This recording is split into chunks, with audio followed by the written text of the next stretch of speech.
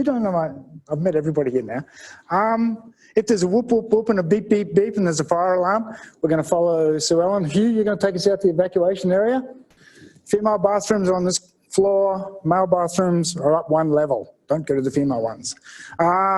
Food's going to come 1:15-ish, so we're actually going to have a working lunch. We did this on Tuesday in Tamworth, which was great. It's a lot of hard work, but I guarantee when you walk away from here around about 2 o'clock, 2:15, you'll have your plan on a page. Oh. Let me start with a statement first.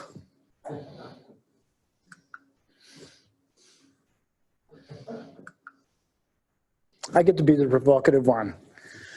So how do we wrap a sustainable, scalable business model around our ideas and our new programs we want to develop at the council and so forth? We have to do this, and that's what this workshop's about. We want to help you today. Sue Ellen and I are going to give the presentation today. We want to help you walk away with a plan on a page. Key messages for today: know your why. Know your customers' needs. The problem that you're bringing to this room may in fact be your best asset, whether you're capable of solving it or someone else can. And definitely at the end of this, your lean canvas is your one-pager. Simple agenda. What's in a lean canvas? What are the 9 elements we'll take you through? Lots of work. 9 worksheets for you to fill out, plus the big one at the end. And we'll get through it on time. So it's for the communities and in your job, Mark, and your startup, Bill, and Dave, for you repurposing what the potential is when Pat comes. This is a way to think through your ideas and rethink through your ideas. And I'll show you an example at the moment how important it is, particularly in the startup land. But we're now working with this in the corporate world and actually taking innovation ideas back through corporates. And it allows you as corporates, it allows you as startups to express your ideas in a different format. That's what they look like. I was locked away last year. There were 2 of us working on this for a company out of Singapore to go into a big opportunity into Melbourne. And 2 of us worked on it for 2 weeks and were unsuccessful. Doesn't that suck? You had to have $1 million minimum revenue. You had to have intellectual property sorted out. You had to have patents. You had to have Therapeutic Goods Association regulatory stuff sorted out. We were unsuccessful. But I don't want you to be unsuccessful. Top right-hand corner is an education hub. Bottom right-hand corner is an example of what a big corporate client, one of the boards that I'm on actually, and what they're doing with a large innovation project internally. It's a different way of expressing a traditional business plan you would have put together to have a conversation with your stakeholders. We're going to look at customers. We're going to look at the problems. We're going to look at the unique value proposition. We're going to take you through this. We're going to take you through the elements of this. We're going to look at the solution you're designing. How do you measure what you're doing in terms of metrics? What's the revenue model in your idea? What's the cost of doing this? And we finish with the how do you get it to market with the channels, and then what's your unfair advantage? And we kind of follow the path here. So follow the bouncing ball and the numbers. So we're going to give you some worksheets and we're going to start this. Can we take a working lunch when it arrives? You let us. Okay. We'll need some sugar and some energy and some fresh air by 1:30. So we will take you through an exercise of customers and problems. So Alan's going to take you through unique value proposition and solution. And then I will take you through channels to market, the revenue models, the costs associated with this, how do you measure it, and the unfair advantage. So Alan will wrap up with modules 8 and 9. 9 worksheets to fill out, and we'll take you through in that order. Danielle, for you, it's an opportunity revisiting what you were doing in that previous canvas. Lauren, good way to think about your business.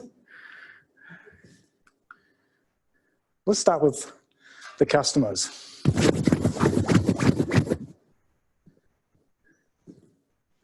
It's really, in this game here, it's about understanding your customer's why. It's about your why. It's the reason you get out of bed. It's the reason we've got our corporate roles. It's what we're doing at U&E Sport. repurposing and re-engaging in the community. What problems do your customers want solved? How do you want it solved? And what skills do you need to solve it? And it's about collaborating.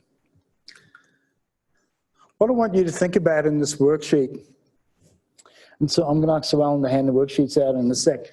It's really around, am I at the corporate end of it and I'm dealing with ratepayers and I'm dealing with consumers and I'm dealing with businesses in the New England Northwest region? Am I a producer, Bill, dealing with who are my customers? You know, who's buying your walk-up weigh scales? Lauren, who's buying your designs? Who's going to buy Zombie? You know, and you know this one. I'll ask you for some examples around. So this is really an opportunity now in your worksheet to pick up your pen and paper. We're going to help you through this process. We start at the top right-hand corner around the influencers. I want you to think about who you're targeting in terms of families living with autistic children. Let's get very specific around your target market. Build very specific around where your producers don't want to go to traditional scales, not applicable to feedlots. We're going to deal with it on the paddock and take you through this. Clear as mud. Nodding is good at this stage. Pick up your pens.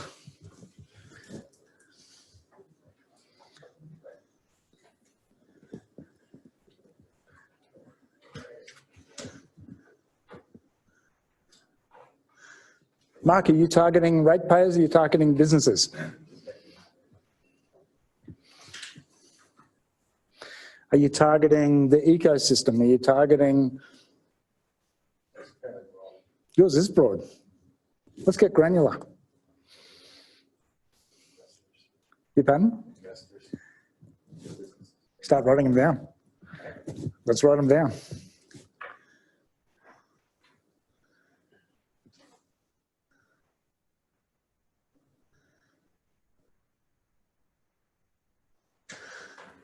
So in Mark's case, if you're targeting in business and investors and a whole bunch of development, it's around convenience, quality, the prestige of what you're offering.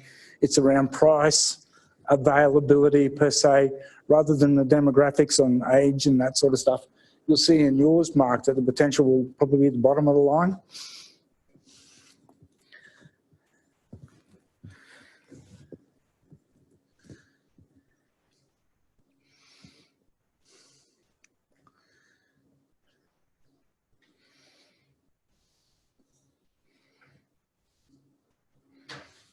Right about now, everybody's thinking about coffee and chocolate brownies with a sugar hit. I know I am.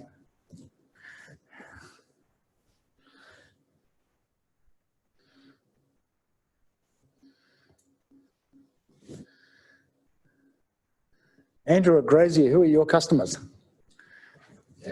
Let's get them written down.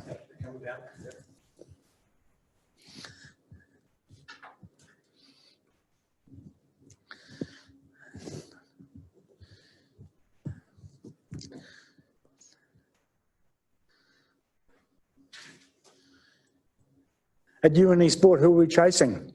Students, broader population? Well, for what I'm focusing on, it's a balance between services for UNE and commercial. Cool.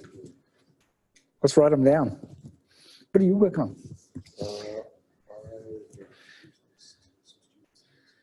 Yep. Cool. Lauren, you've done a lot of work on this. Yeah, but... We've spent months on this one.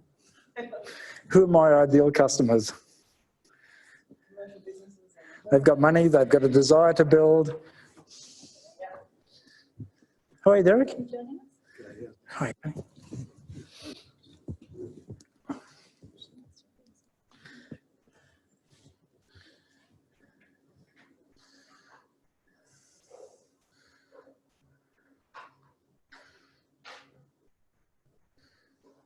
David, right, you've got lots of customers, producers, the resource industry, the infrastructure sector.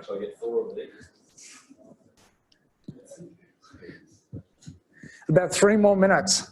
What's the one again? What are we trying to capture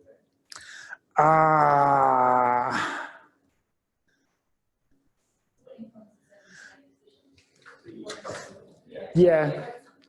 Yeah, and likes, dislikes. No, we've got animal welfare versus, we've got vegans versus, we've got genetically modified crops versus.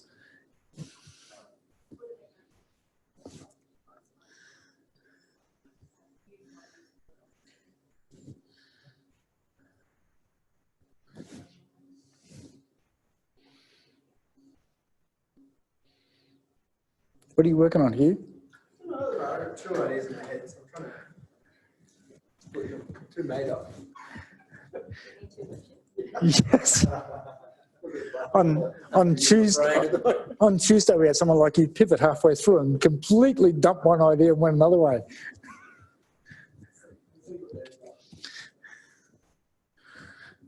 So when you come with 2 ideas like that, Hugh, the value of doing this next 2 hours is you get to think about which idea you really want to pursue, because this is all about the viability of our ideas. This is about how do you gain traction, how do you get early adopters, how do you get revenue. That's what this workshop's about. It's just a rapid acceleration through a whole bunch of ideas. Got 2 more minutes.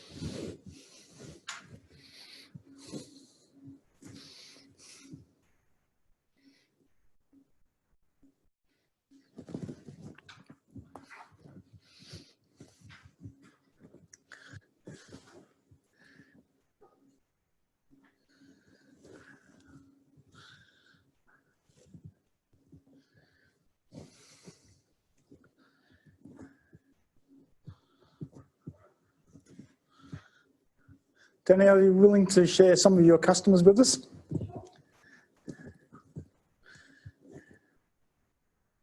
Yeah? Okay.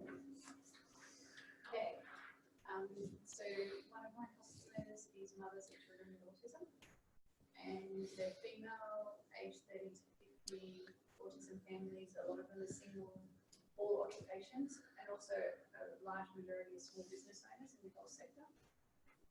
Their challenges are availability of produce, knowledge of what to buy. Produce is not trustworthy, can't find producers without word of mouth. The influences that are happening in their world is they have to do a lot of cooking, they are interested in natural therapies, a simple life, they're eco-aware and have a huge health focus. The motivations are time, convenience, education, trust, and quality. Do you want my second customer? You've got 2 customers. Sure. The dual-sided marketplace. So my other customer is producers, and so they're 30 to 60 years old, male and female, farmers or small business owners in the health industry. If they're fresh produce producers, they can't grow enough produce. If they have shelf-stable products, they can't get in front of enough customers. It's time-consuming to sell at farmers markets and word of mouth through Facebook, and their commissions they have to pay 20 to 50%. So their motivations are convenience, ease, and that's as far as I go. Fantastic. Back corner, Lauren. Give some customers.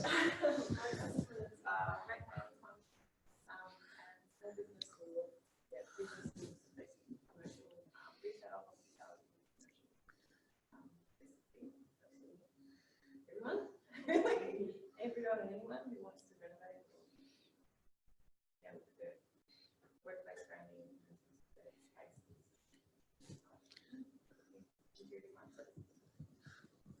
What are they seeking in the style and the prestige and Well, yeah, it's about experience creation and connection with their businesses, I guess. Yeah, maybe spaces like this. That's the motivation, I guess. And with the Joneses, I guess, and that how price sensitive? super price sensitive. Did you write that down? My customers are typically super price sensitive. Yes. My customers are a pain in the bum. And their objections, their concerns? Yeah, it's that management of the access to products and that availability and scheduling, project management, that sort of thing. Okay, thank you. Bill? So I have three lots of customers for farmers, but lots of research organisations. Yep. But all the rest are kind of similar for them. They're, which way do you want to go? Wherever you go. We'll go up to the right. The influencers, they're leading operators and they like data and technology.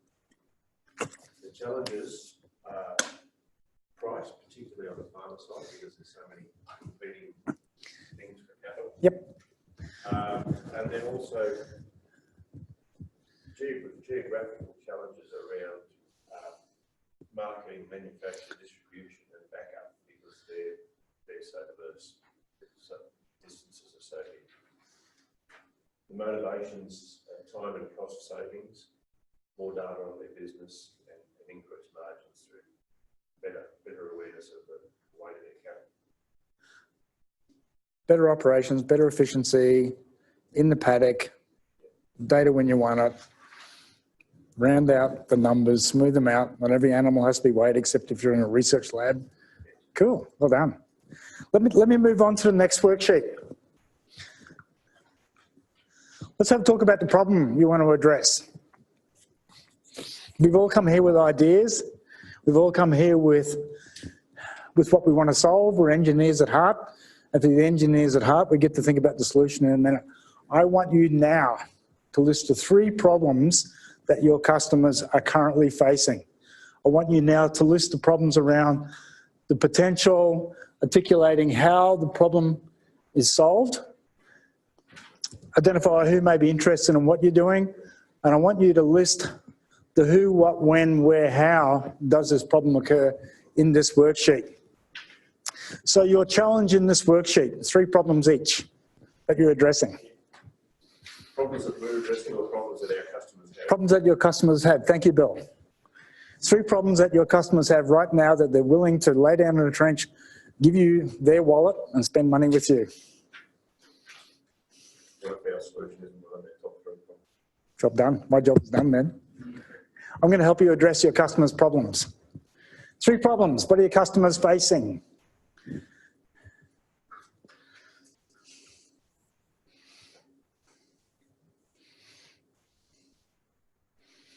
If your customers don't know about you, is that your customer's problem or is it your problem? If your customers don't have the budget, is that your problem or their problem? Come on, what problems are your customers currently facing?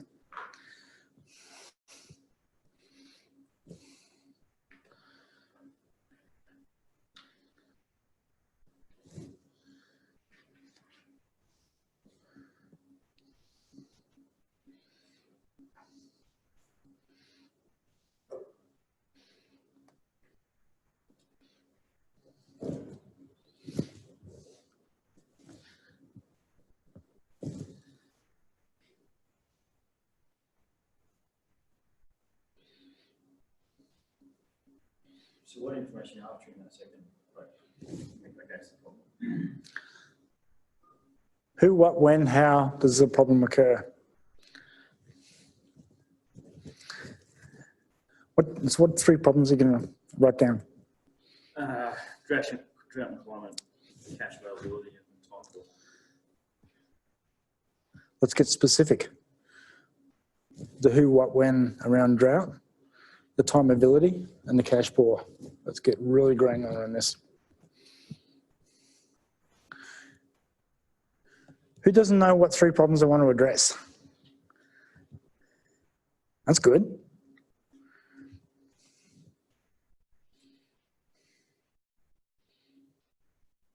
You still pivoting, Hugh? We'll go for the easy one for a bit.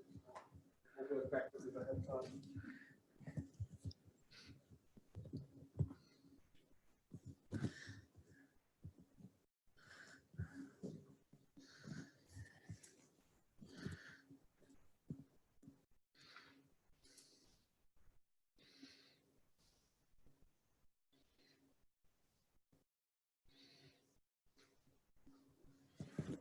Danielle.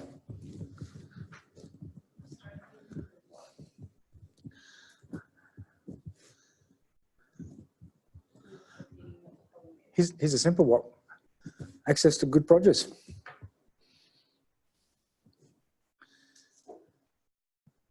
Access to a trusted marketplace. Dodgy product doesn't turn up on my doorstep when I order it. I don't trust what Coles are selling me. Really specific about your customers' problems.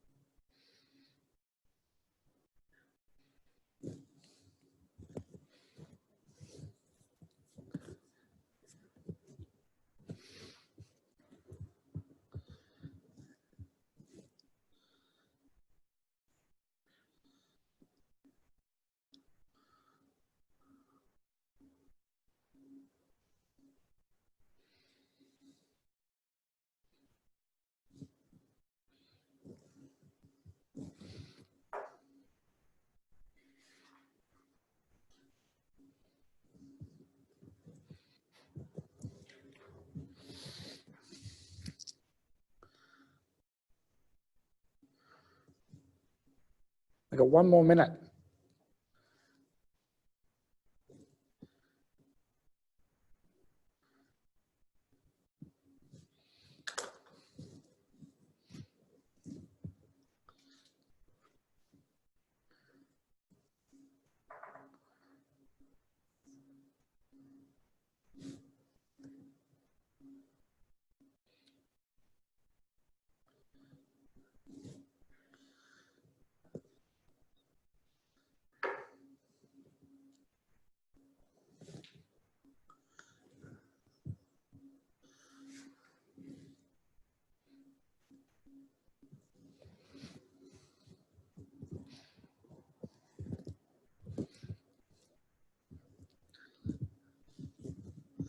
Can I ask Andrew, you want to share one of your problem statements with us? Yeah, so, my customers are graziers or farm managers and stuff. The problem they're facing is gathering and sharing data, livestock data, in an efficient manner in real time in environments that are all connected. Thank you. Dave Wright, do you want to share with us a problem at CPU that you're addressing? Your customers' problems. Just share with us one. Yeah, I guess so.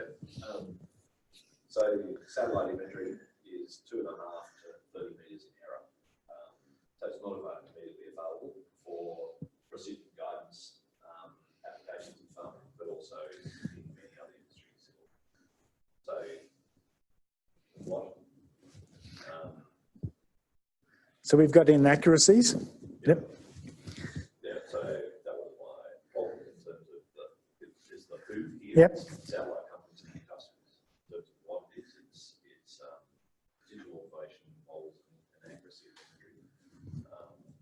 The when? So the when is every time satellite imagery is captured for customers. Where it's global. What are the how. Yeah, how does the problem occur? How, because of the resolution, the lack of ground control from the inaccuracy of it. These are massive data sets. The solution. Cool. We'll ask you for a solution later. Matthew Weissel, you want to share a problem with us? Sure.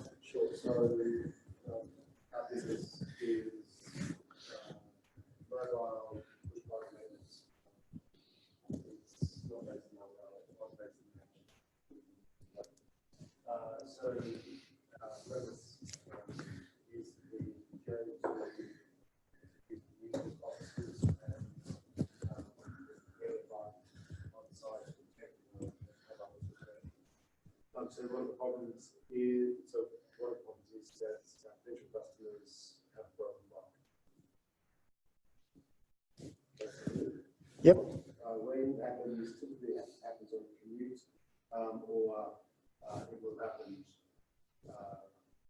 towards the end of the commute. They've been to the office, so the where is typically at the office or at the home.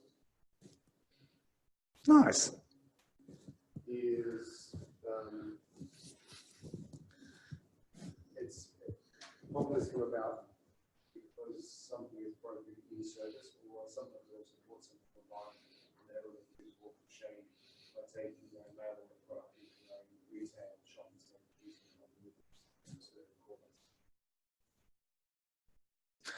I was in Sydney last year on National Bike Day, and on the northern end of the bridges, Sydney Harbour Bridge, they had a pop-up stand on National Bike Day, and you could stop, get your bike tuned, tyres pumped up, chain lube, and go over the bridge into the city. It was just a pop-up stall. We can have pop-up stalls, can't we, Mark? I'm going to ask Sue Allen now to take you through worksheets 3 and 4. Thanks, Gary. So we've had a look at our customer, and we've had a look at some of the problems that we're identifying for those customers as well. So we're going to look at, I guess, the problem that you're seeing as the largest problem for your ideal customer. And what is it about you that makes you special? What is it about you that makes you the one that can solve that for them? So has anyone done an elevator pitch before? I know a few of you have been forced to. And some of you may have chased people up an elevator to give them a pitch as well. So your unique value proposition really kind of creates that elevator pitch. What is the first thing that you want people to know about you, or you want your customer to know about you, and why they should be with you instead of someone else? So I'm going to give you an example that I did prepare earlier because I can't do it on the spot for the SRI. So I provide support and development for regional entrepreneurs who need to grow their business. It has facilitated startup programs. Unlike other incubators, ours is based in the New England Northwest and provides proximity to community, educators, research and the land. So I identified what our product is. Who is the ideal customer? For us, it's regional entrepreneurs. Of course, there are other customers. They're our ideal. what is their biggest problem? What's one thing that we can do unlike anyone else, and how do we do that as well? So I'm going to ask you all to have a look. We're going to hand out some more worksheets, and I'm going to ask you to have a look at the problem that you've identified as probably the biggest problem that you do need to address for the customer that you've identified as your ideal customer. And we're going to create this ourselves. And then afterwards, we'll get a couple to give their elevator pitch.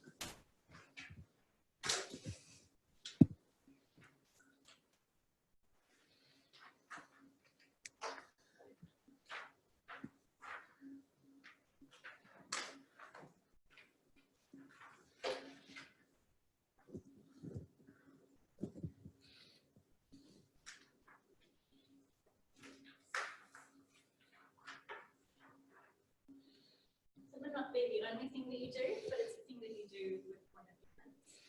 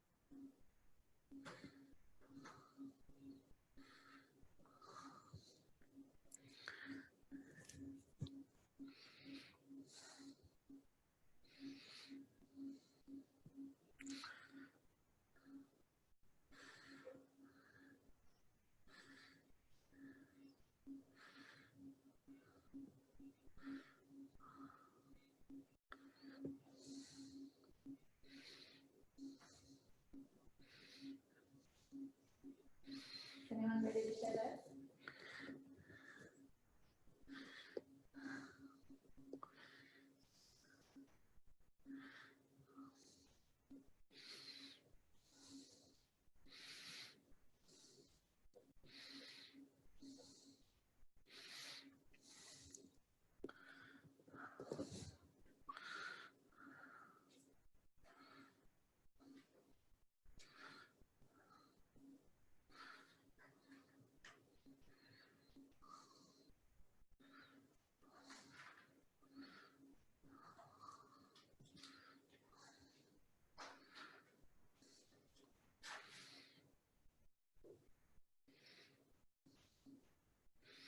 Daniel? So we are the marketplace to find trusted healthy products. Our ideal customer is a mother with health issues. Our customer's biggest problem is their time poor, and we provide the benefit of providing one place for everything to feed their family with nutritious food and cooking. Our competitors have online marketplace for produce and they also sell face to face. But we're different from the competitors because we have a rating system to build trust. We have an ecosystem of small business owners who are also customers. We have all the recipes as well as the produce, and you can see and back up all the production required for food, as well as washing the hatter, as well as multiple others. Right? Long but it's really good. Oh, sorry. No, that's fine. Do you want us to do that?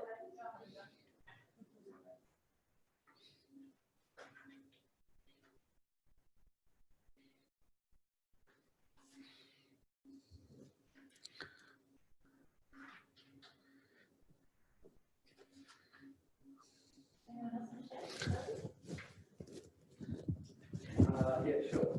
I've building design and drafting. My ideal customer will be someone who appreciates good design and flexible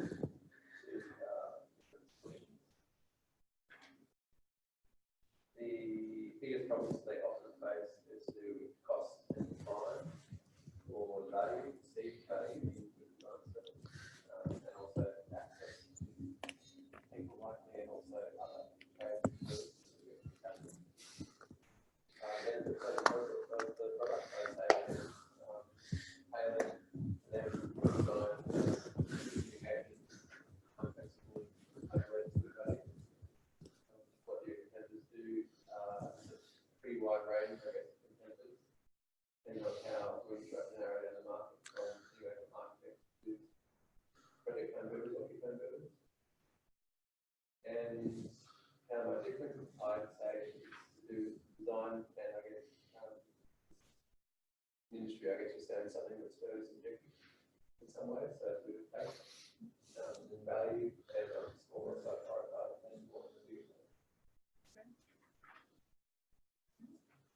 So an elevator pitch is also something you literally have to use in the elevator. And you're at the UNE Smart Farm and Adam Marshall comes along and says, so Dave Wright, what are you working on? You just have such a small opportunity to get the answer out. So when the chief executive says to you, Mark, what exciting things are you working on at the moment? I want to hear your elevator pitch. Come on. I'm still working on value proposition. So I think we talked a little bit about this before around having, I guess, a business center and an incubator now. There's two benefits to that. One is that we're getting the disparate and uncoordinated services support for businesses, small, medium-sized businesses starting and closing growth stage. They're uncoordinated at the moment. This allows them to be coordinated and leveraged. Yep. And it allows the businesses, both the small, medium, and growing, to have access to those services in a coordinated way in one location. So there's a benefit to the growing economy, to the business's growth, as well as a much better, much more efficient and effective use of the support network we currently have.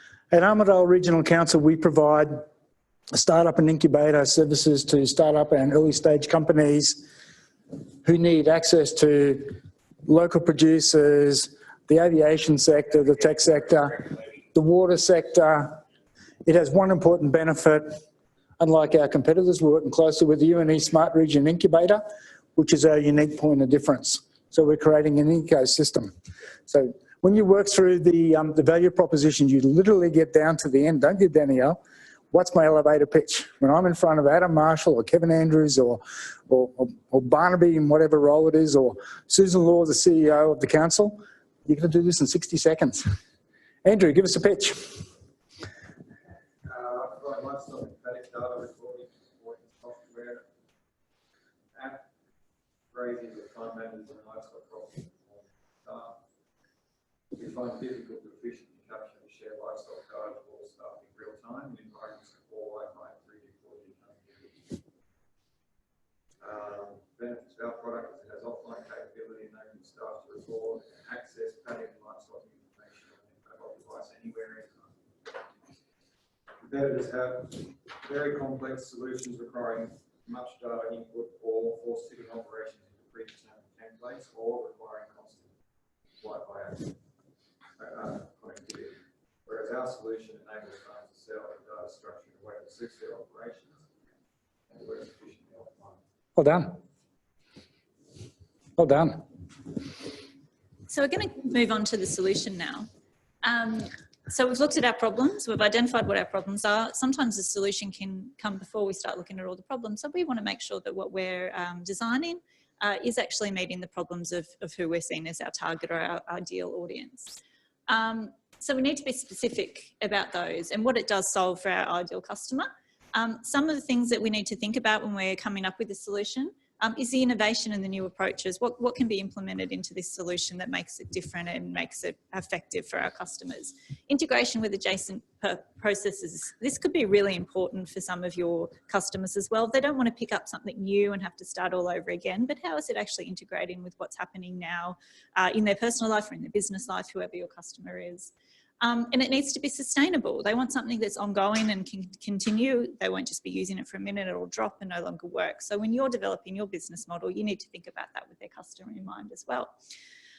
So we're going to hand out some more worksheets now, and we're going to revisit those problems we developed and how the solution that we've developed or we're developing actually meets those problems that you've identified for your market. So you get to state the problem and what's your solution. When I look around, we're all engineers at heart, right? I've been in the innovation space for 20 years, and whether they're boards, whether they're executives, they're researchers or they're startups, everyone comes to me with a solution. And I go, who's got the problem? So we go through the problem, we unpack the customer, and then we're going to talk about the solution. David Wright will be the first to finish this.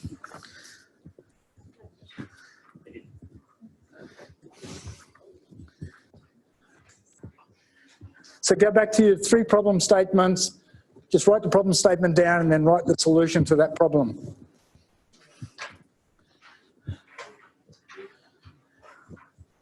We're going to provide a flexible, tailored workplace in the Armidale hub with free coffee and free beer for the first 6 months to every startup that comes and join us. Is this available on our website?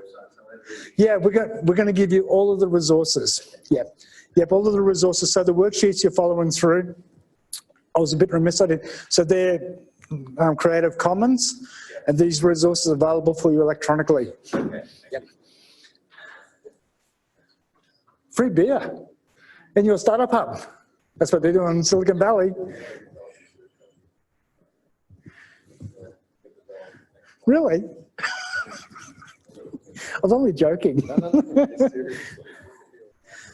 Yep. Yeah.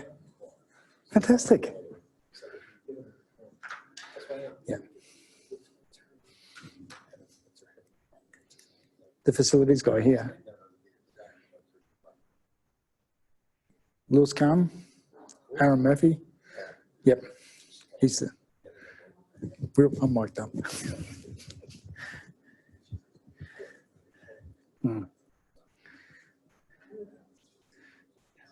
Yep. So one of the ones that Mark's working on, a good example might be the community. And how do we curate and engage community, and we create this momentum for you? Yep, around the community. What's an innovation community look like? And we get to measure that later. Keep writing.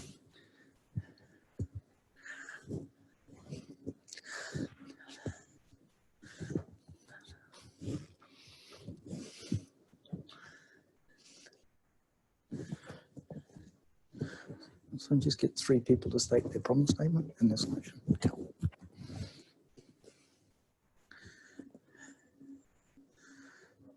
You fun? Yeah, so we want you to write your problem name down, and now in that block there, you're going to write the solution to that problem. We're then going to get you to write down the second problem name. We're going to get you to write down the solution to that problem. We're then going to get you to write down the third problem name and write down the solution to that problem. Lucky we didn't have 4 problems.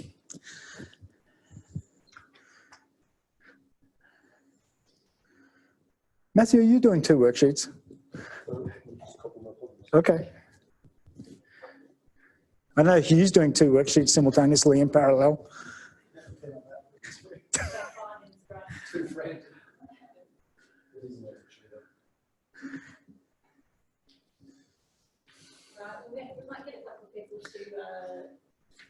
tell us their problem and how they'd like to solve it. I might grab someone from the front table here. Someone's ready. Phil, did you want to share?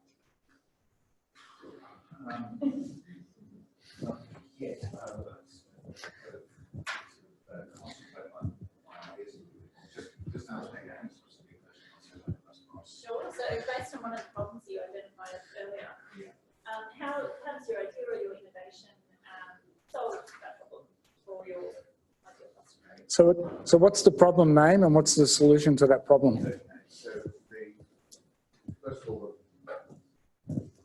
the product is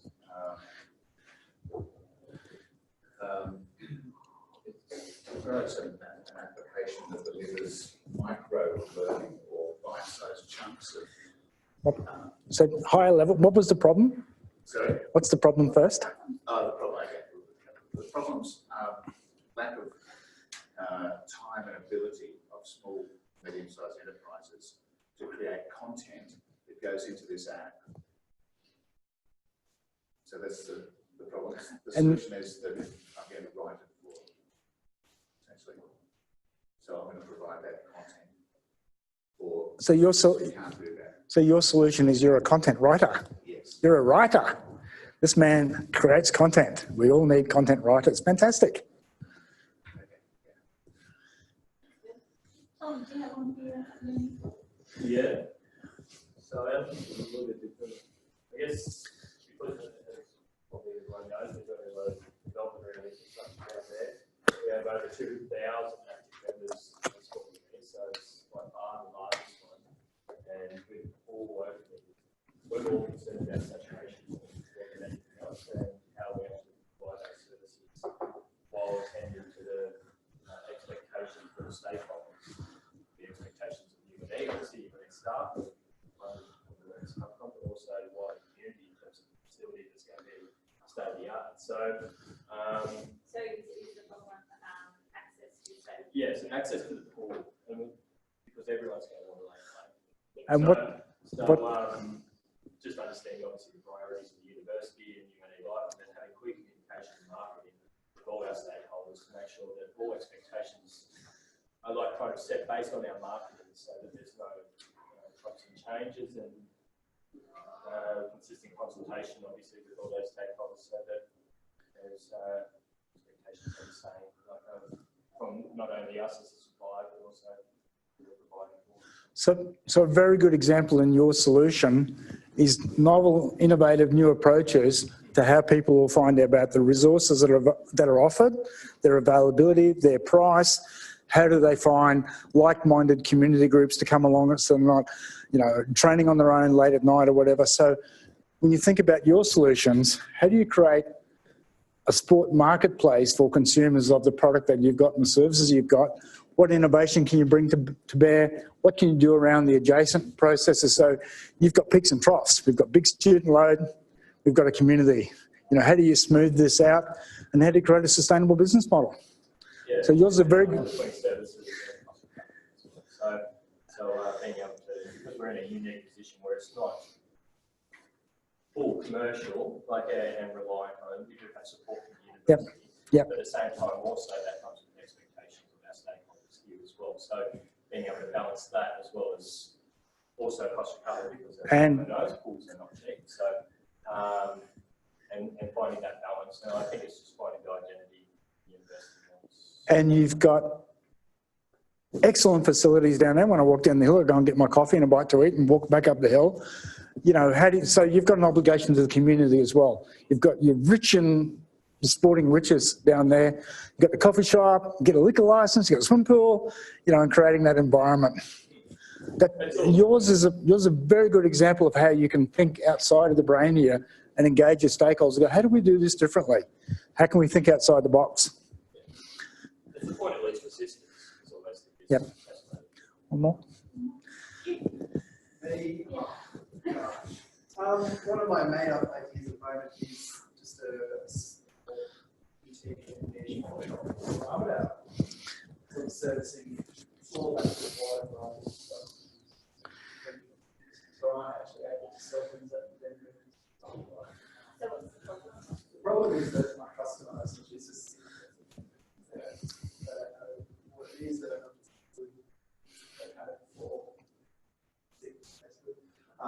solution for this is basically providing small batches on a rotation and developing relationships with those producers who are actually able to come and hold tasting nights to produce. It's just a small start, but it has a scale behind it. Yeah, that's just that's as far as I can say. Cool, and if we can order online and you can deliver in 15 minutes, you've got us hooked. Stage two. Let's move on. So how do people find you? And how do you get your product or your service offering to market? How do you promote this? What sort of partnerships are you seeking? Bill, we've talked about this extensively. You know, and you don't want to do the trade shows, but how do you get your product in someone else's catalogue that someone else is prepared to buy your product without you doing the trade shows? So what I want to spend some time on how you're actually going to get to the market here. And we're going to, as a business to consumer, we've got an online marketplace and people are going to put their credit card in, they're going to order, download, and we're going to get a bottle of wine in 15 minutes delivered by a bicycle courier who's been to Matthew's bicycle pop-up stall and tuning and workshop and so forth. Tell us about your web, tell us about your social media campaigns. Are you going to rely on referrals? Bill Mitchell's going to rely on referrals. Bill doesn't want to work the trade show route, but how do you do that? How do you find early adopters? Danielle, how are you going to validate your product and find those early adopters? And then for those who've known me for a long time, and this man, Dave Wright, has known me for a very long time, I'm a real fan of industry partner engagements because they de-risk your offering. Nobody got fired for buying from IBM or buying from John Deere, but when your solution gets packaged up with someone else, big partners also offer opportunities for proof of concept. They can give you new parts to market. Big partners like that can help you access other domestic markets and other international markets. And they've also got investment funds. Let's think about how you're going to get your product, your service offering out to marketplace. Let's think about how you're going to validate those ideas, get early traction. Matthew, in what you want to do. Lauren, you've been doing this now for 2 years in town. And then have a think about the kind of partnerships that you'd like to be able to bring into your business to help you on your own journey. Mark, what partnerships do you need to do your innovation hub downtown? Cool, keep writing. When the food comes, I'm going to get them to introduce themselves and then we'll go out. A little bit of networking, come back and we'll finish this. How's that?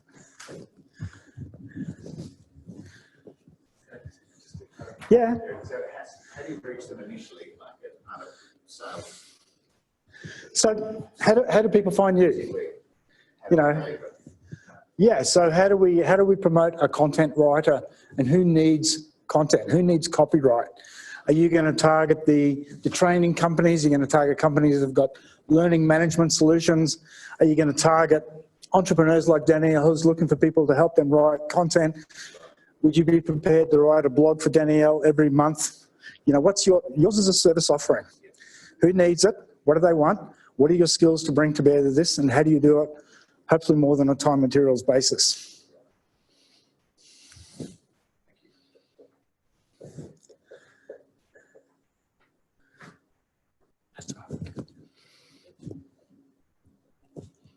Okay.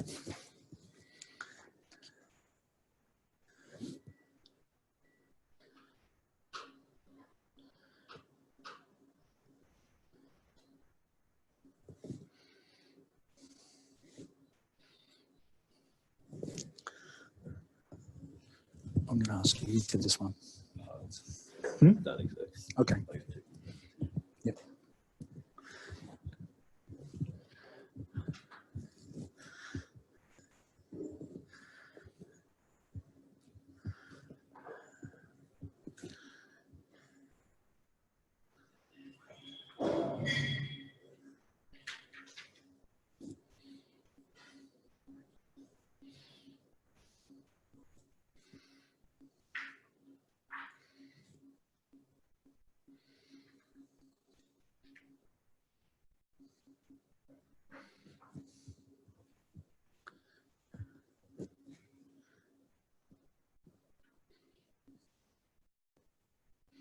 So if you think about back to your customers, you know, is your buyer a professional buyer and they're consuming your engineering services, and you've got a professional website on LinkedIn, you've got a company website, what are you incorporating around that? What do you incorporate around your particular expertise as a service provider?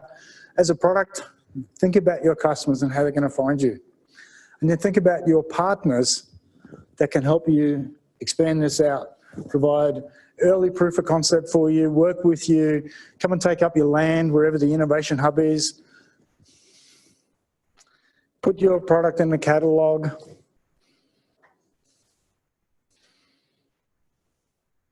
So that the next time you go to Landmark, you see your walk-up scale sitting in the front door bill.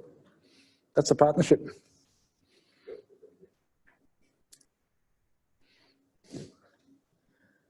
So when we have your one-on-one tomorrow morning at Gara in the coffee shop, we'll have done all your work. We'll go through your lean canvas tomorrow morning. I'm always up for coffee.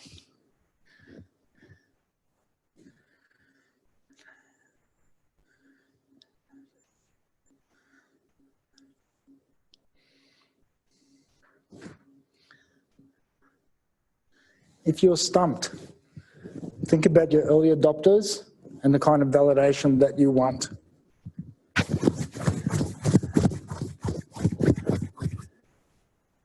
When people come to me with new ideas, executives and boards, ask them, tell me the 20 people you've spoken to. How do you validate this?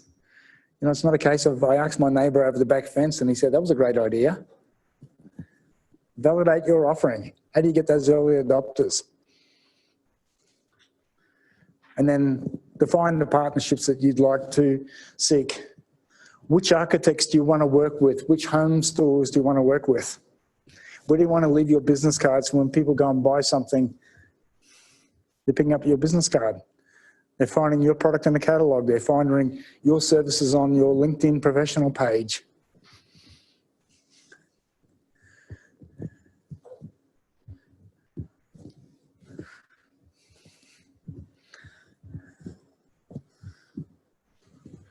I can't remember your name.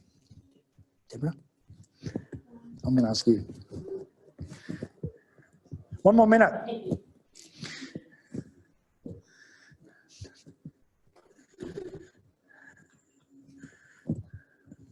What's Jim White's daughter's name? With Mark? I don't remember either.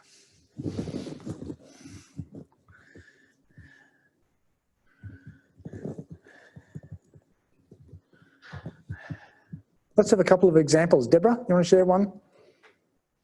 So our, just set it up a little bit, our current working is play-based learning discovery space. Yep. And so we have a range of customers. Play-based learning discovery space. Yep. Targeting pre 0 to 10. Cool. Yep.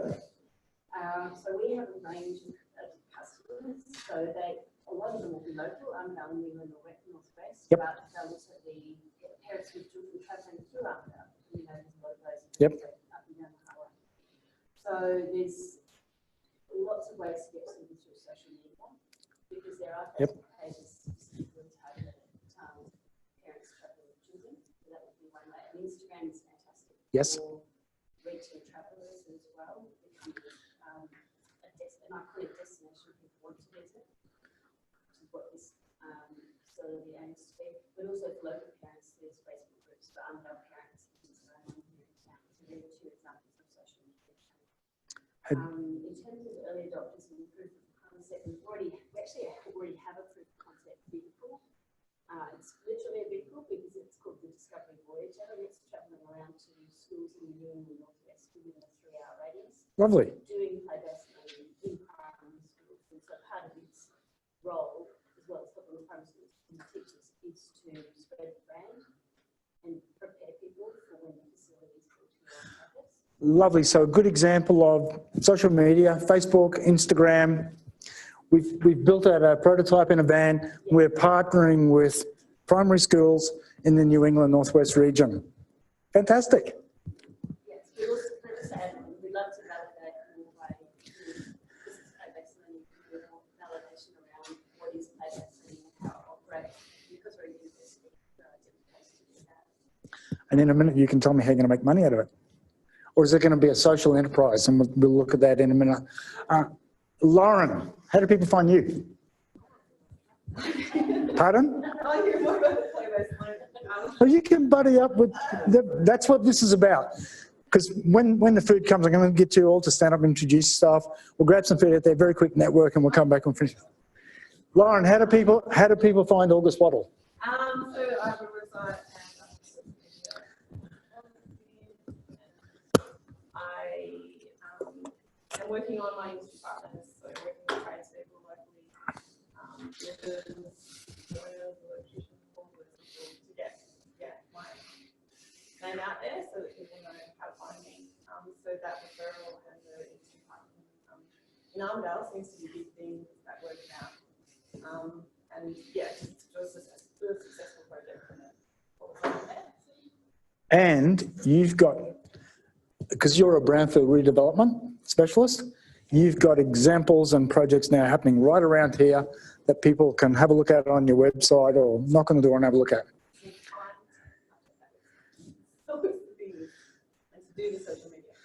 Cool. Yep. One more, Grazier. How do people find Grazier? Download through the App Store, but they might find it through our partner,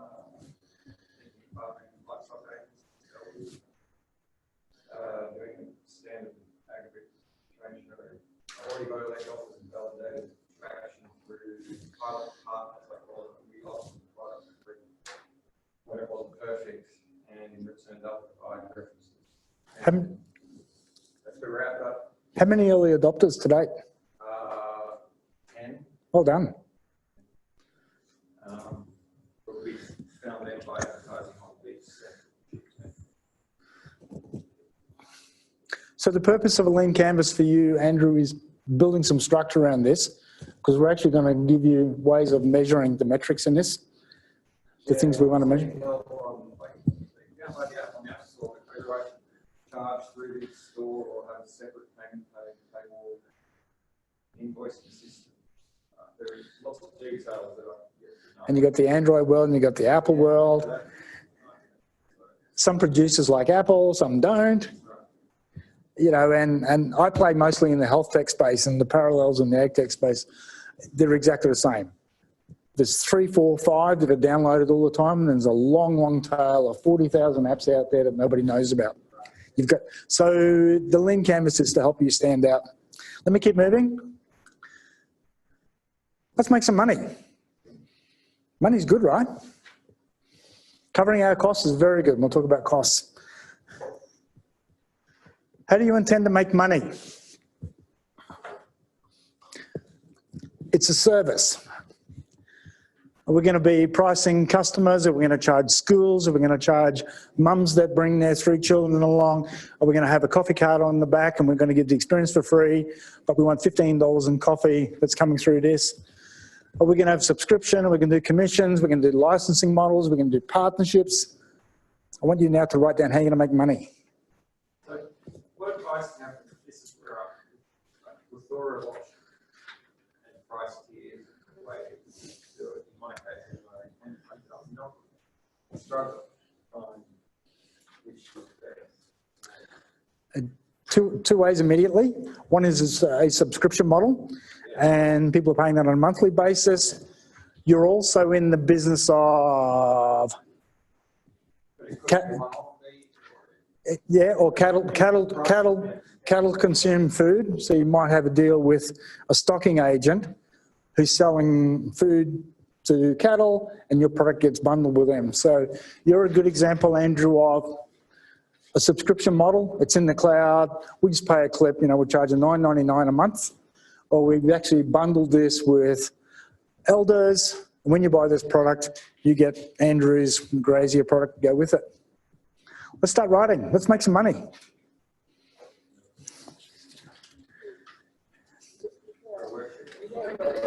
Oh, no, right on your table. Right on your table.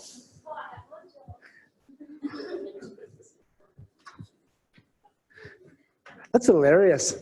Start writing, but we don't have the worksheets. Sue Ellen did that deliberately to see who was awake.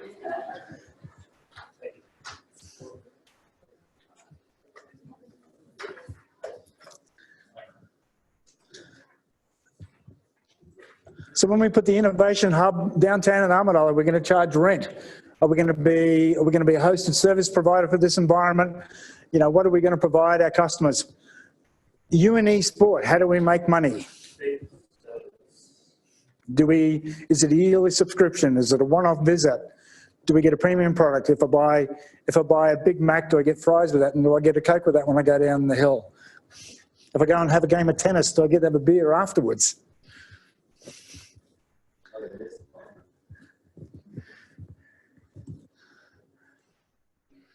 How does your business intend to make money?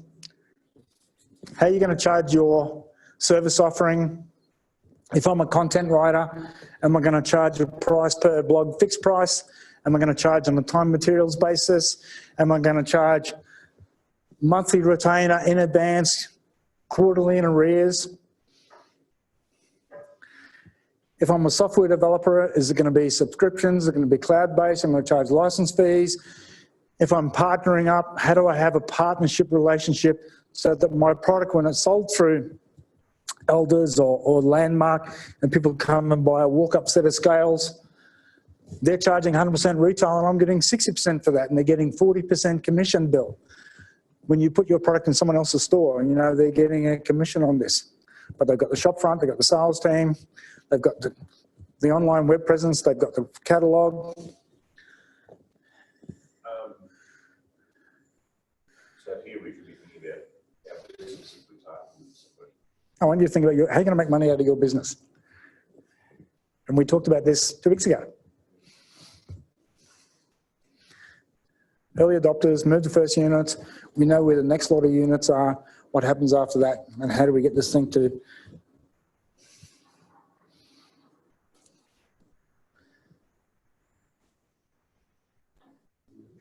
So the reward for completing this worksheet, we actually get to have a bite to eat. Let's get this one written out. Let's make some money and have a bite to eat.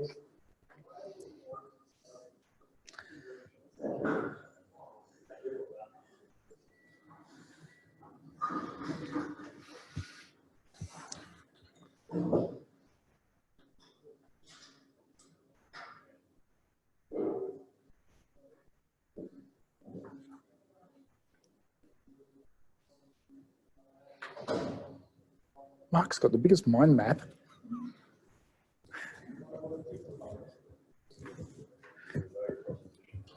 Yep. Yep. Yeah, so your value proposition is going to be more than a rental, subsidized rental model, because you've got to make it sustainable, scalable.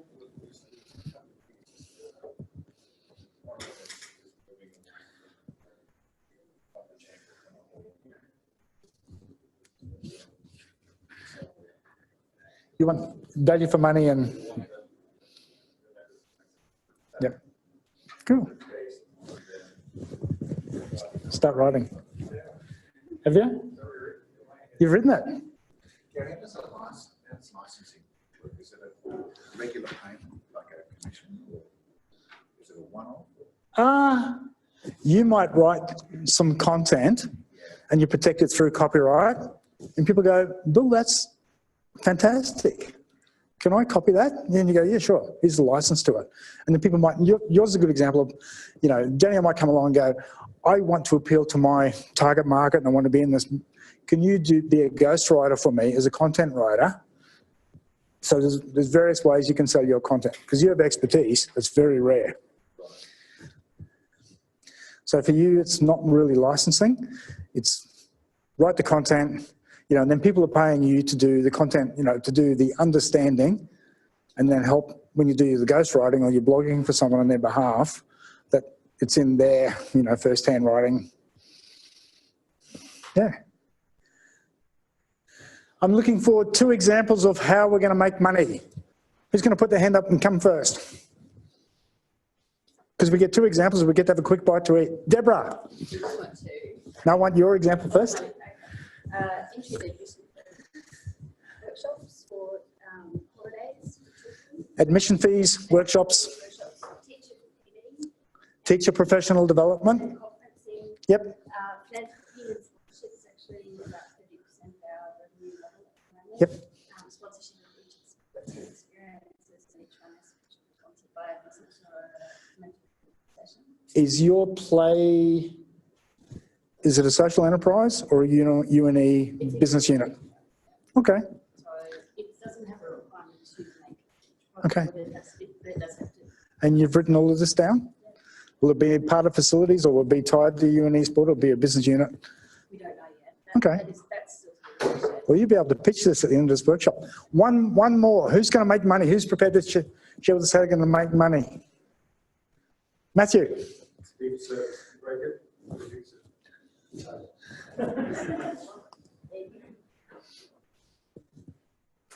I can give you a longer one. Give me a longer one. Also looking at indirect revenue fees, so we arrange a contract with a corporate that has syndicated types of works in where we can self-sacrifice the buy the products to help you with new types of housing plans. So large corporates do this as a value add to their employees. We have a contract with annual contract with the corporate to fix come to their office and fix all the broken bikes, or give them a tune up or something, much like a pop-up shop you saw on support. You've seen this work in Manchester. I'm going to suggest you have a conversation with the Director of Operations, because Susan has seen this in the UK as well. So how do we bring innovative ideas in to drive consumers to come and find out about the hub? That's a good example of partnering in this one. As we go to get a bite to eat, I want you to quickly stand up, introduce yourself, and very short, very succinct, what can you offer to this group? David Wright, can you stand up and introduce yourself? And what can you offer to this group? Yeah, good day, David Wright. I'm a company called Collaboration Process Utility, and what can I Offer this group. I have a background in the application of research and business and intellectual property, and and I've experienced IP theft, and so I'm happy to field questions about challenges in startup companies. Thank you, Deborah. Stand up, come on, introduce yourself. I'm Deborah and I'm representing Women in Discovery. Yep. Which is a women entity, I guess. And today I'm offering this group a wonderful experience for your children and your grandchildren. Come and play with us. When it's ready, if you have children, grandchildren, Yep. family visiting from out of town, please bring them along. Lovely. Boyle House Discovery Space. Cool. Thank you. Danielle. Hi, I'm Danielle Morton, and I'm working on zombie, and so I can offer this group expertise around app and software development, as well as startup world, which is what I'm heavily involved in at the moment. Cool. Bob. Hi, I'm Bill. Bill, sorry. Yeah. That's okay. I come from the education and agricultural industries, and I can content write for you in either of those fields. Yes. We have a writer. Bill. Bill Mitchell, I'm a local grader. I've got a fair bit of experience in trying to get innovations into farmers and what works for them. Thank you. Mark. Mark Markowski, I'm Director of Operations and Regional Council. What I've got to offer is a long history and experience in the government sector, particularly in Armidor region, how you sort of permeate, punctuates that beast, and understand what you need to get out of it. Lovely. Thank you. Hi everyone, I'm Anna. I'm also another regional council on the program of transformation. I work for Customer my entire lifespan. At the moment, I'm currently working on service design and trying to use service make working easier, making work harder. Work smarter, not harder. Anna also attended the Future of Work Summit with us in Tamworth. Very exciting. The ability to work anywhere from anywhere. Let's go around the back table. Hugh, stand up and introduce yourself. Come on, let's go around. Taylor, slightly better. My background's No. What are you going to offer this group? what am I offering? I'm offering my expertise in marketing, but predominantly alcohol, but we're transforming into the world of startups. Lovely, thank you. My name's Elliot Coney. I can offer you building design and drafting services, and I've just started working at the incubator with you, helping coordinate some of the events. Lovely. And your first event's going to be augmentation at the end of July. That's right. We're going to throw you in the deep end, then do a big event. 100 plus people on the Friday night. I'm Glenn Chapman, and this is the Southern Blue Regenerative. I'm a farmer and a farm educator in holistic resource management. So what I can offer this group is some ideas around some of the farmer-based stuff. We deal with a whole range of young farmers and older transitioning farmers looking at holistic decision making. Nice. This is why we stand up and introduce ourselves, because we're going to go get a quick sandwich, we're going to do some networking. I'm Ben Houston. I've got a few hats. The one I'm wearing today is, Cold Country Organics, which sources locally where possible, seasonal organic fruit and veg. And what can you offer this group? To your door. You need to meet, have you met Danielle yet? Yeah. What do you offer this group? Well in line with your values. I offer you the ability to easily live well in line with your values, because I'll just source it and bring it to you. Lovely. At a great price point. I'm Andrew Ty, and for farmers that actually that's the least experience I have. I've actually got Japan for 15 years, and I was a CFO, so I can offer anything. What can you offer this group? Come on. Any advice about Japan or corporate governance? So now we've got a CFO. Yeah, or any We've got a finance man. finance. Fantastic. 3 more to go. You're up.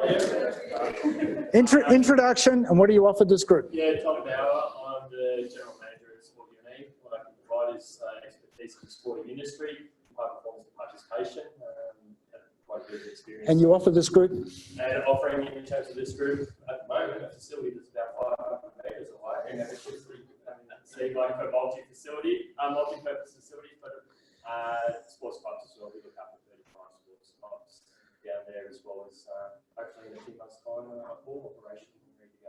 Lovely, thank you. Lauren. Lauren, I'm a have babies, and now I'm getting back into the workforce. And yes, I can offer you design services. I'm passionate about engaging creative spaces.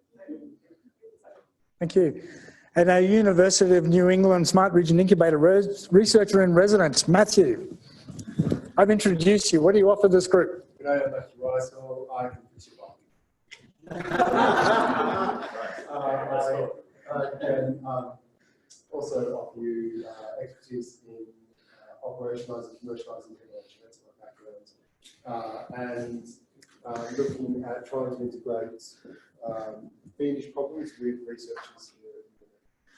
This man's got a very big corporate tech IT background as well, and he can help connect researchers to industry needs. Let's grab a quick bite to eat, grab a sandwich, introduce yourself to at least 2 more people, and then we're coming back in. We've got to keep working.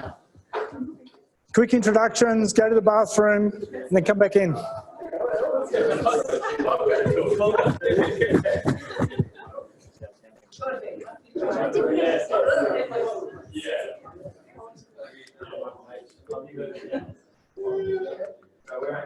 Okay.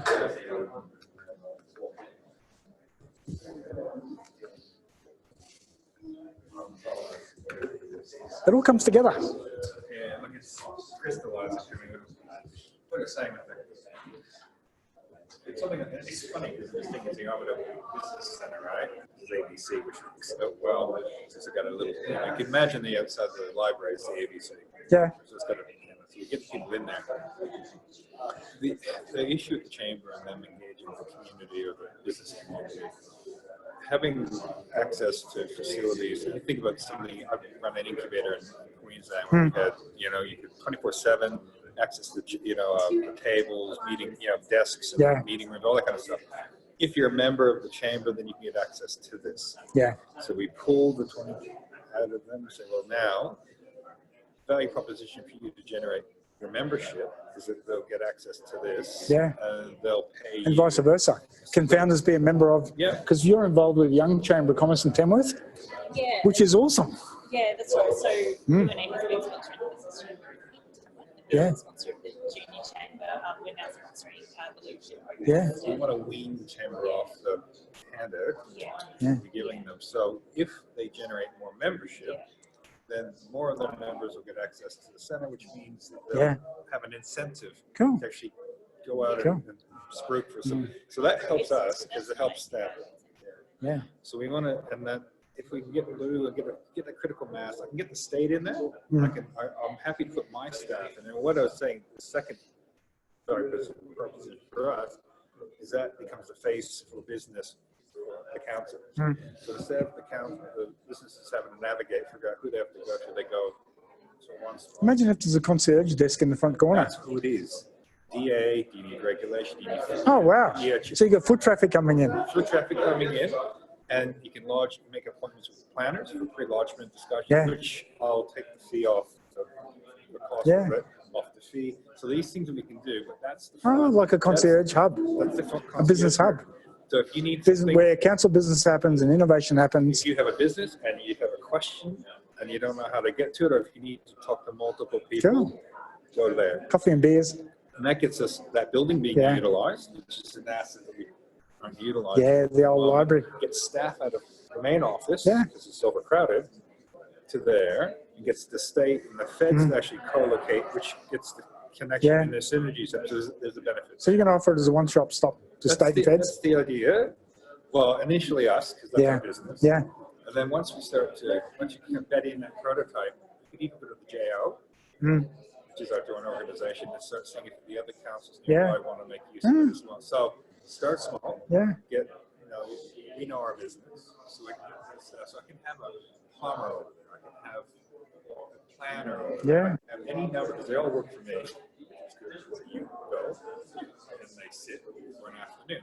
I can bed Greg in. But even the ability just to go in and this is what I want to do, and they just make the appointment for you, and you go in to get your DA approval application at 4 o'clock tomorrow. You get a 1 hour, Yeah. $200. But if you're serious, you're not just kicking tires, because nobody values you if you don't pay for it.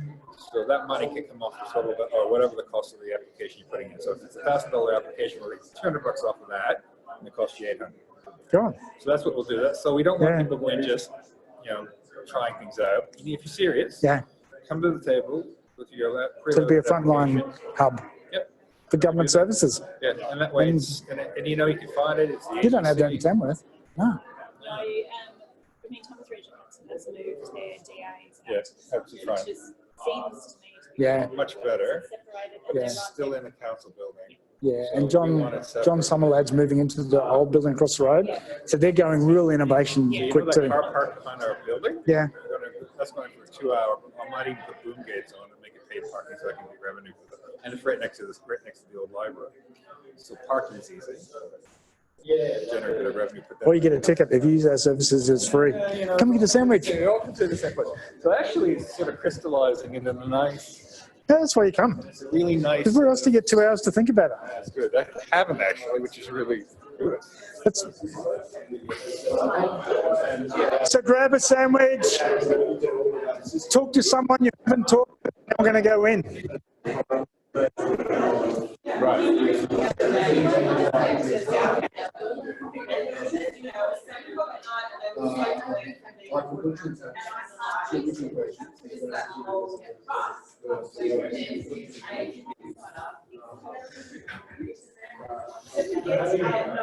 I will later.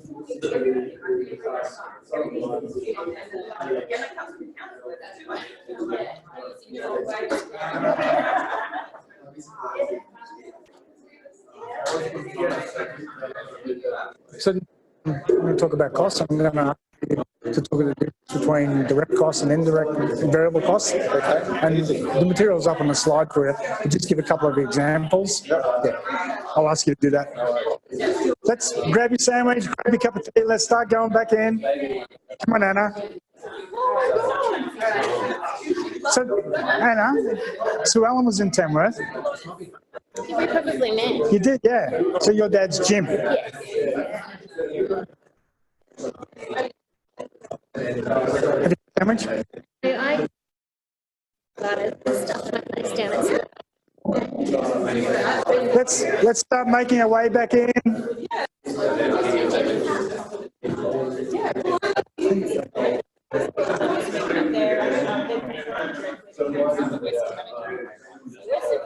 Jim, do you remember Jim? It's not now. Anna is Jim's daughter from Tamworth. No, Jim is your dad. Come on, come back in. Guys, come in, come in. Come in, let's go back in. Come on. We can network after. Come back in.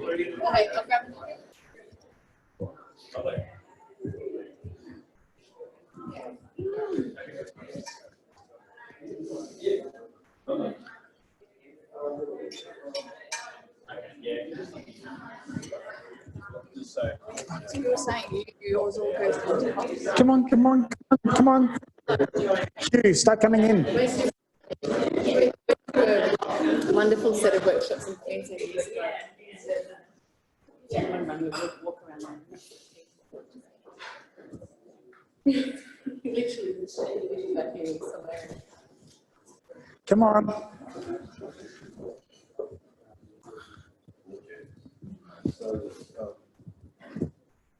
Decide whether you want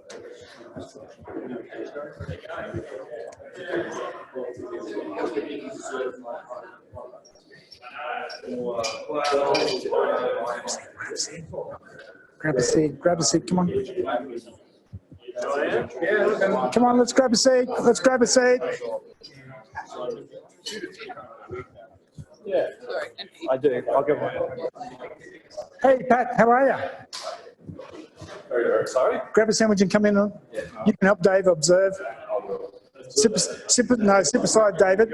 There's still 3 more worksheets. So get Pat to help. Come and grab a seat, come on. I'm just gonna ask, as a latecomer, and you work through, can get you to stand up. Introduce yourself as Pat Ryan. I'm a producer, so I can start working with Dave right on this. Look forward, yeah. I'll just get you to introduce him. Like we have. Come on, let's get seated. We promised to get you wrapped up by 2 o'clock. We're happy to keep this 10 past 2, 2:15, but we've got to get through 3 worksheets so you can start writing it. Pat, can you introduce yourself as a latecomer? Yeah, okay. My name is Pat Ryan. I'm actually my other life, I'm a primary producer. I've been working with David White for quite a while on a couple of his initiatives. We've known each other. He was actually a client of mine about 10, 15 years ago. 20. And yeah, so I sort of come and go with what he's doing. So, and you've got a very extensive corporate background. You can offer this group what? Well, I got involved in a startup business in my early 20s. My first career move when I left uni. We basically operated Sydney, Melbourne, Brisbane. We had an office in Hong Kong. I established that with 2 guys I went to uni with. We ran that for 15 to 20 years. We got purchased by a large Dutch multinational. I contracted them for about 5 years. I've been on a sabbatical for the last 10 years, being a primary producer, going broke slowly. And I'm keen to get back into some semblance of structured corporate life. Thank you, thank you. Grab a seat. Yet another founder, depth of experience to contribute to this group. We're going to pay the bills. Andrew, tell us about costs. Okay. Costs, yes, driving pretty regularly. Determine how much profit you make. Exactly. You want me to focus on usually fixed and variable? Yeah, give us a couple of examples. So what do we need to get your idea off the ground? What investment mark are you going to ask the council for? How much do you want from Ahmedal, from the University of New England to get your idea beyond the concept? How much money do you need to keep it running and keep your doors open? What's your burn rate? Is it $3,000 a month? Is it $10,000 a month? Is it $20,000 a month? Is it $36,000 a month? Give some examples of fixed and variable costs. The concept of fixed and variable is very important. The variable will correlate itself to the amount of sales activity you have or production activity you have. So if you're making widgets, the cost of going and making those widgets goes up the more widgets you make. Whereas fixed costs are ones that are just going to stay stable regardless of whether you sell one widget or 1,000. In the case of services or things where you're charging commission or you're being charged commission by partners, that would be a variable cost. Because the more you sell, the more commission you will pay. That has to be built into your pricing in such a way to get a gross margin. If the sales return minus variable costs gives you your gross margin, and that margin will then cover your fixed costs, which is common under rent, employees. Thank you. That sort of stuff. The other difference with costs are some are asset-based costs that can be depreciated on multiple years. Thank you. Some costs are hit with profit and loss immediately, whereas other costs get spread out over multiple years. So start writing. Which are your fixed costs, month in, month out? It's my wages, it's my rent. And then have a think about the variable costs that are in your business. Some costs. Something what you, that's another.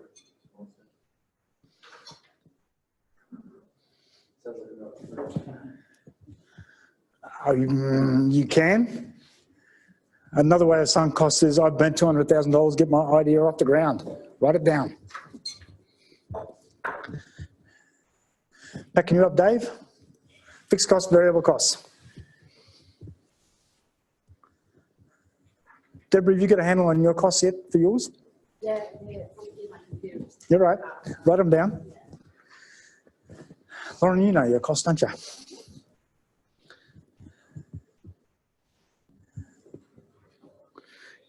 Claire, have you thought about the costs in your business? Want me to write them down?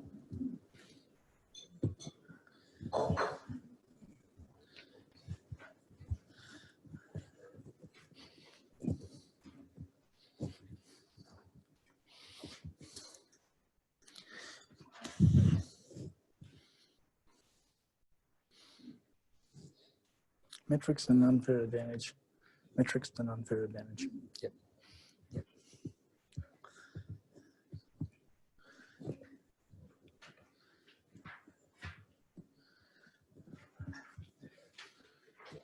Month in, month out, each year, what does it cost you to run your business fixed costs?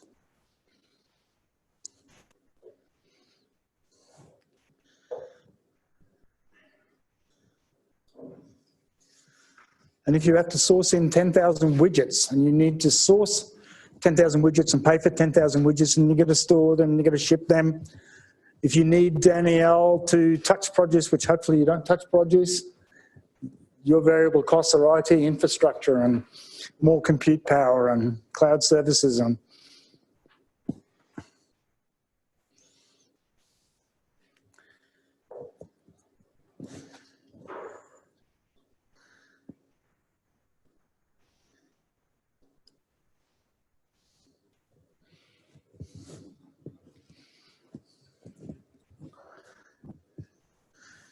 if Matthew's bike business is a social enterprise, we're going to have some fixed costs. We're going to buy some tools and we're going to have them on, we're going to have some leasing costs. And about 1 more minute.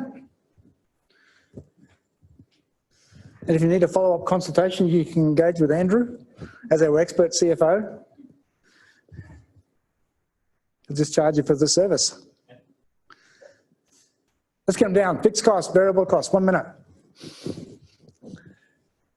Bill. Kerry, so for example, in that home office can be.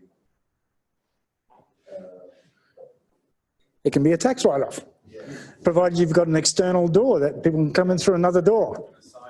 And the signage, and you've got the carpet, and you can start to write off that. You can depreciate your home office. Just got to have a different door and some signs.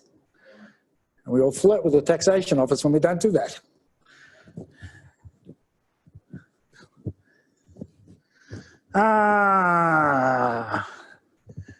Bill, can you give us an example of some fixed costs in your business?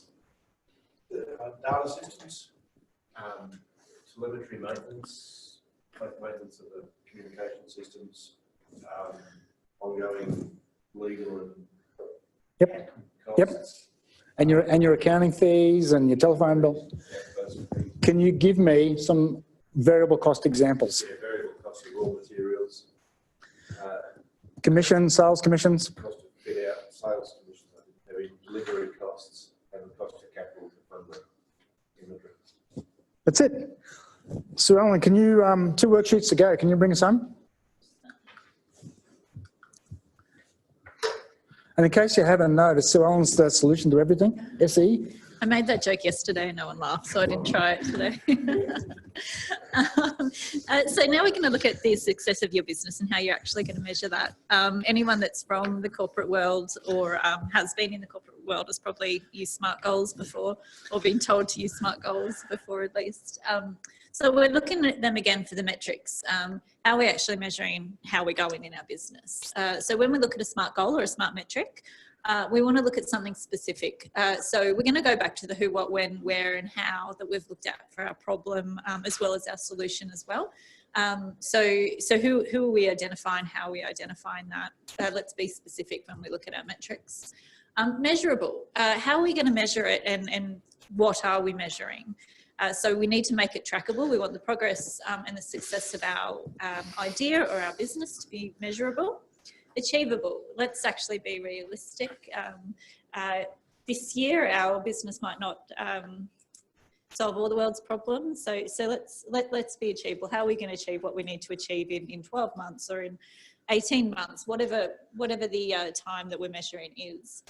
Relevant, so the goal or the metric does need to be relevant as well to your business. It's great to have some goals, but you want to bring them back to your business or to the problem that you've identified for your customers, and time-based as well. So if we are going to solve all the world's problems, what's our time limit on that? Let's actually have a date or a time, a length of time to actually meet those goals. So now we're going to have a go at that as well on our next sheet that Gary's handed around. So if you want to have a look at creating some metrics around the success of your business based on our SMART goals.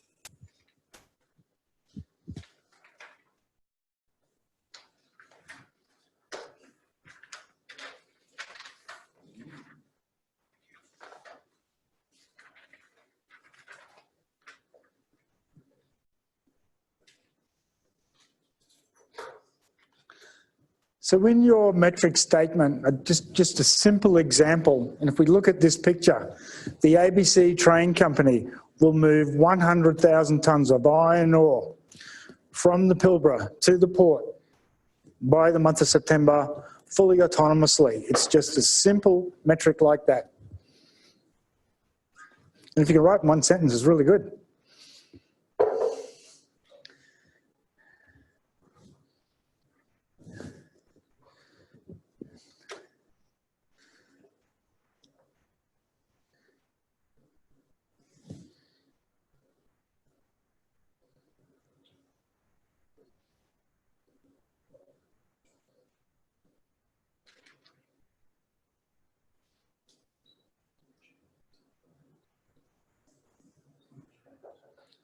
We will take our children's play demonstrator beyond the immediate Armidale region, and we will work with 100 schools across the New England Northwest region by December 2019.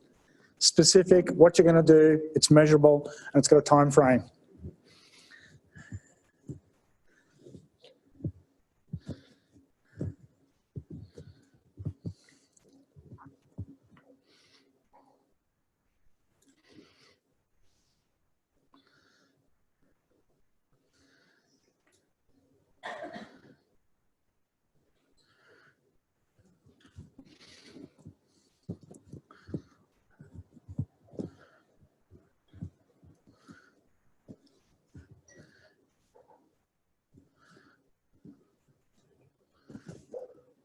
We're going to open an innovation hub in downtown Armidale that attracts 20 early stage companies to it, that creates an innovation vibrant community in a previously disused facility.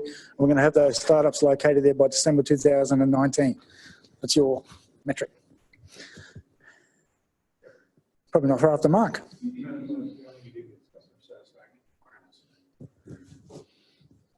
One more minute.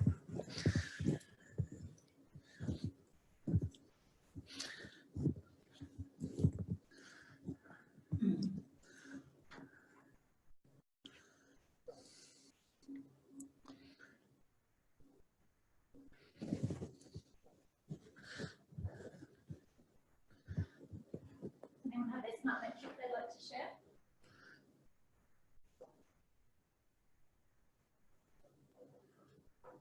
Danielle Morton.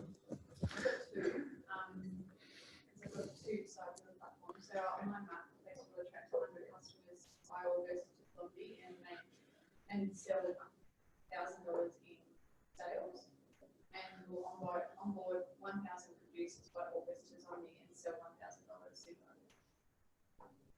Lovely.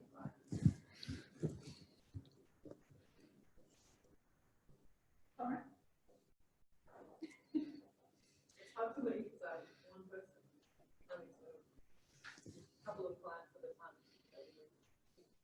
That's okay. That's So it's very small, it's like, I mean, no, consistent flow, it's like, too much.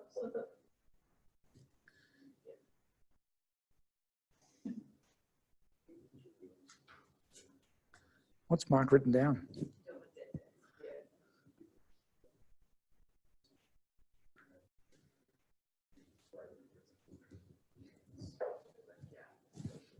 Ask Hugh. Ask Hugh. Hugh, you're up. Give us your metrics, Hugh. Well, again, there's sort of two sides. Install, sales, basically just to hit, I think that's just specific time to install the data. But, I would like to hit X amount of sales by X amount of time, and X amount of profit essentially. Scale that milestones, 100, 1,000.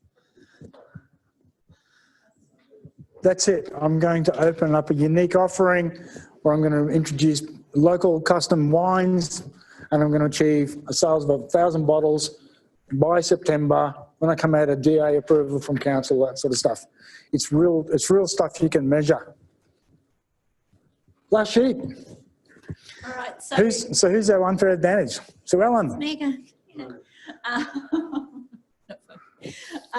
So look, we're moving a little bit further now from the unique value proposition, and we're looking at your superpower. So what can you do that no one else can do? What is it about your business, and what does your business do that can't be copied or can't be bought somewhere else? So if we are looking at superpowers, Spider-Man's got his spidey senses, no one else has got that, no one else can copy that. So what's your superpower? What can you do right now that no one else can be doing? So this is, again, look, stepping a little bit further from the unique value proposition. That's identifying something that you're strong at, and this is what can you do, what's making your business special, and what's making you the one that everyone should go for. So let's give it a go.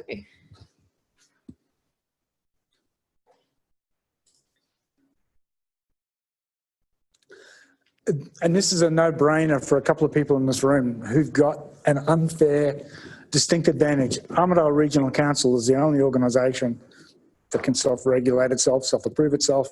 That's an unfair advantage.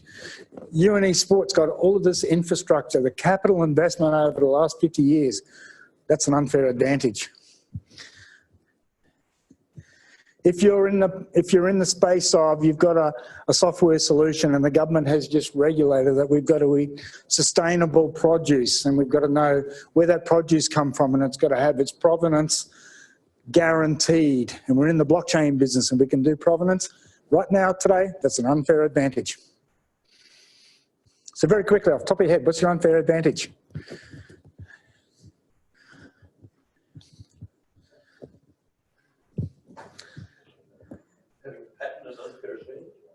It can be. As entrepreneurs, our role, Bill, is to create, manage and exploit patents. And you have a patent.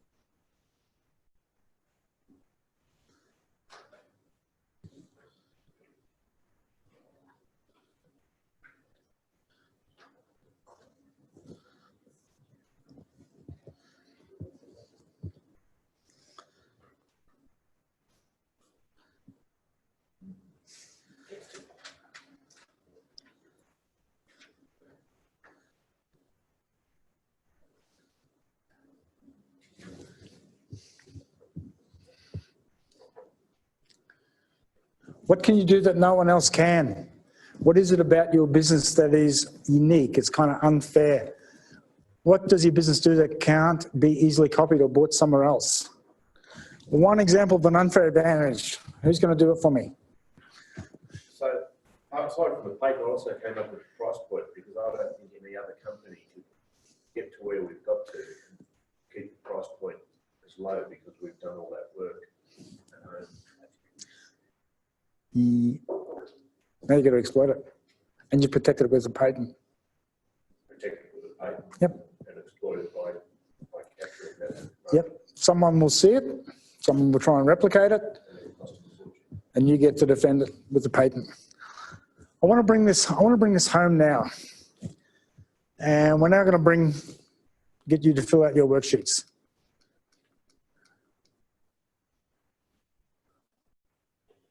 In that order. Starting with a customer. Let's start writing who are your customers. Let's write down your 3 problems. So let's follow the numbers here. Has everybody got their big worksheets, the big A3 sheets? So please start with your customers. My customers are 25 to 40-year-old mums of children with autism.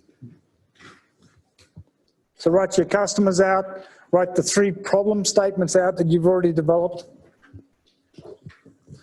And in the next 10 minutes, follow the numbers. Basically, one check the box there.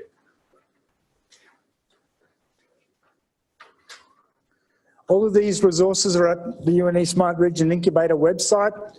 In the process of Apply Here ideation, we'll fix that up, won't we, Hugh? We'll make this more accessible, not buried in 3 levels. But these are resources available to each of you today for attending this.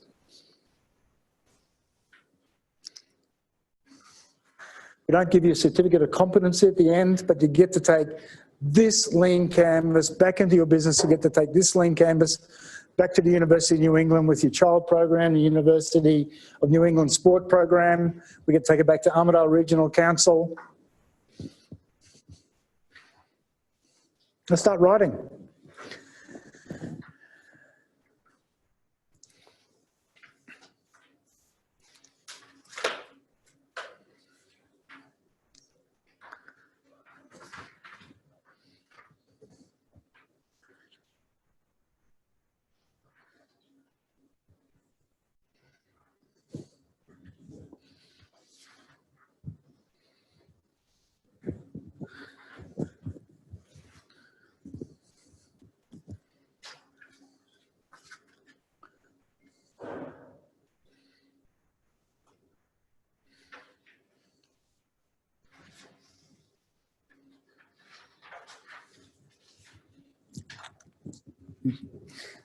You're going to do the evaluation here? Yeah. Hmm? Yeah, I'll do that.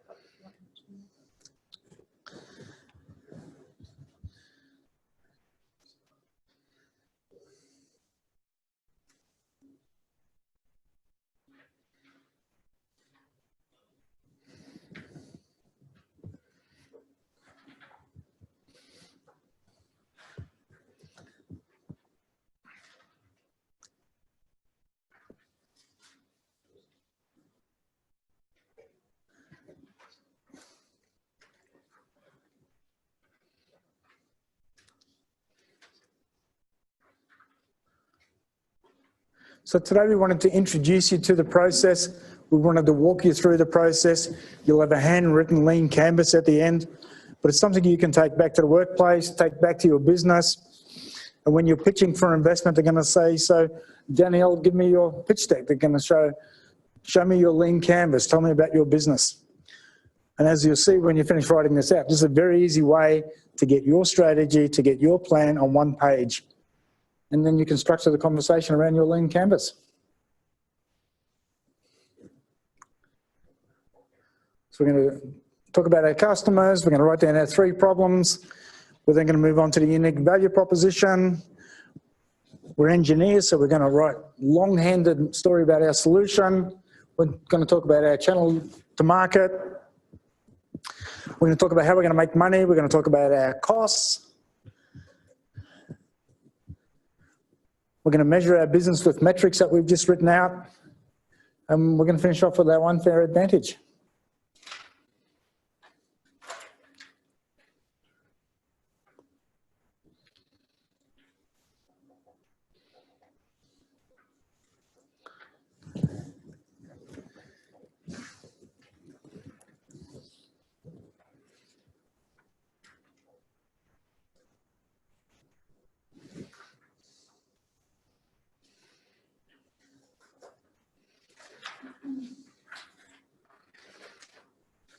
Okay. Do you want just the who, what, when, where, why, how, Whatever works for you. or the solution? Whatever works for you. If you want to finish it when you go home tonight, that's fine by me too. So we wanted to introduce you to the process of lean canvas and taking the ideation. We want to give you a framework that you can structure your conversations back at the workplace and with your potential investors and with your staff. When you're in an early stage and you're a startup, there's only two people you've got to sell to. And that's your customers and that's your family about your vision. If you're an Armidale Regional Council, you've got to sell to your stakeholders, you've got to sell to the people, the ratepayers, you've got to sell to the governments, you've got to sell to the bureaucracy, you've got to sell to your chief executive, you've got to sell to the mayor, you've got to sell to the councillors.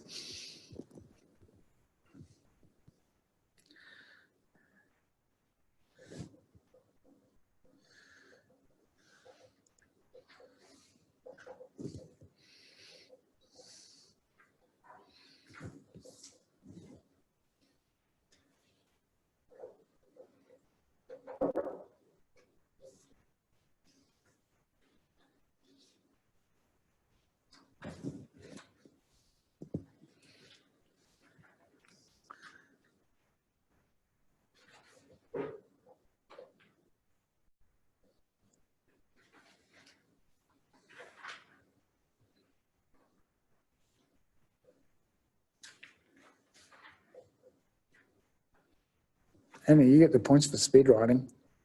That's so impressive.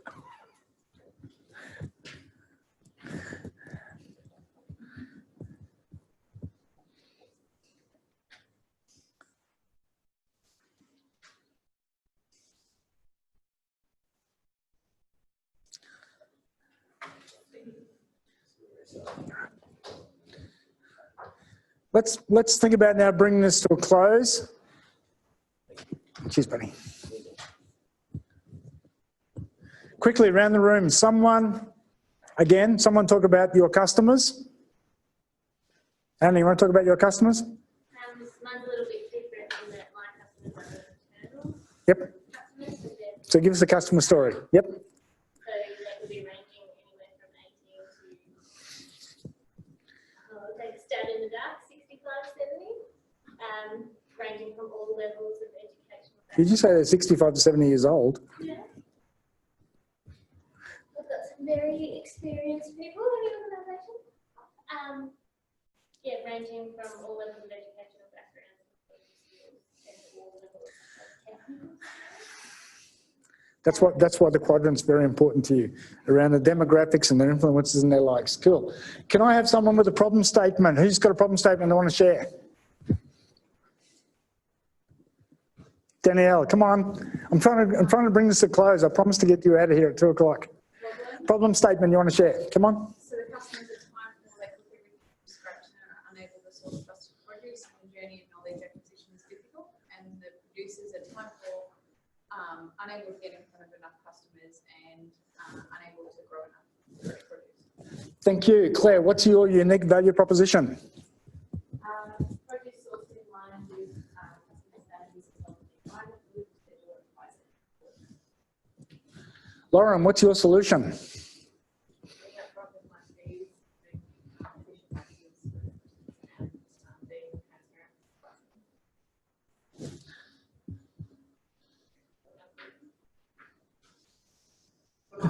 My problem a lot to do with budget and Yep. perception of what NG does. Yep. How much so my part, Yep. Who is prepared to share a good example of a channel story, a partnering story? So we're working with a group of organisations. Yep. On the coast of Melbourne, Royal, Yep. or working with other farmers. So you're starting with the partners in the young farmer community. Cool. Working with them to develop courses and workshops to Excellent. Have you met the content writer yet? Matthew Weissel. Tell us about the money. Okay, so MindSpark had direct and indirect revenue. Direct is breakage through the pay that, so ad hoc, specific problems to your action rate. The So- amounts varies from $25 to smallest through to about So you've got the repairs and you've got the consumables. that's right. And you got the coffee and you got the donuts. And custom donuts and custom. Yep. There's also indirect, which is annual contracts, and there's how-to workshops that also run. The annual contracts are also part of the way that we segment the market, or we ring fence our market, because that's not someone else can really control prices even through our contract side. Andrew, what's the cost to run your business? Yep. Software developers and advertising fees and Labour, wages, rent. warehouse services, AWS, direct. Deborah, what are you going to measure? Numbers through the door each year. Yep. And who's got the wickedest unfair advantage? Mark. We're Armidale Regional Council. Trust us. How's that for an unfair advantage? That's it.